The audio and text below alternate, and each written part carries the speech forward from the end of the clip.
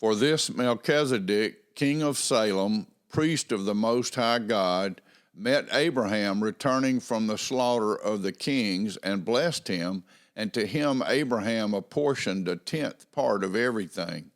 He is first, by translation of his name, King of Righteousness, and then he is also King of Salem, that is, King of Peace. He is without father or mother or genealogy, having neither beginning of days nor end of life, but resembling the Son of God, he continues a priest forever. See how great this man was, to whom Abraham the patriarch gave a tenth of the spoils. And those descendants of Levi who have received the priestly office have a commandment in the law to take tithes from the people, that is, from their brothers, though these also are descended from Abraham. But this man who does not have his descent from them received tithes from Abraham and blessed him who had the promises. It is beyond dispute that the inferior is blessed by the superior.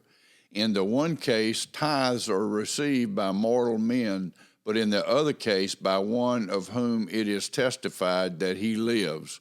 One might even say that Levi himself, who receives tithes, paid tithes through Abraham, for he was still in the loins of his ancestor when Melchizedek met him.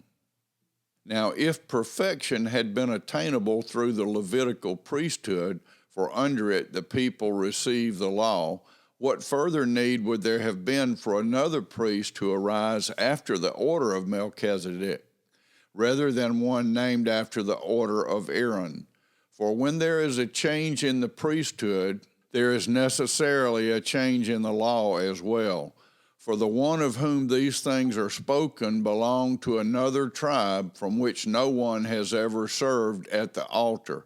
For it is evident that our Lord was descended from Judah, and in connection with that tribe, Moses said nothing about priests.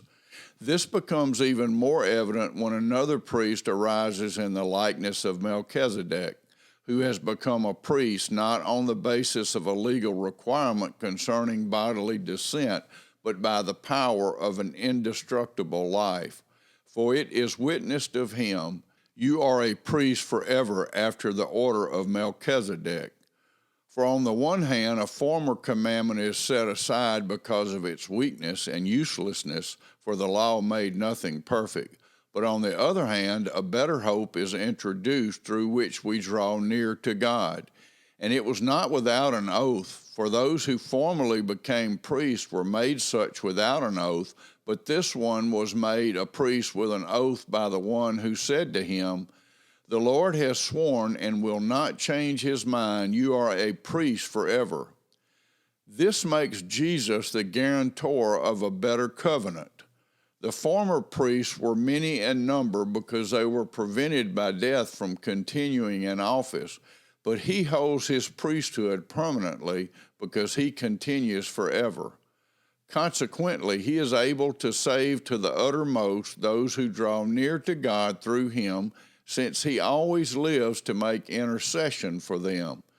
For it was indeed fitting that we should have such a high priest, holy, innocent, unstained, separated from sinners, and exalted above the heavens. He has no need, like those high priests, to offer sacrifices daily, first for his own sins and then for those of the people, since he did this once for all when he offered up himself. For the law appoints men in their weakness as high priests, but the word of the oath, which came later than the law, appoints a son who has been made perfect forever.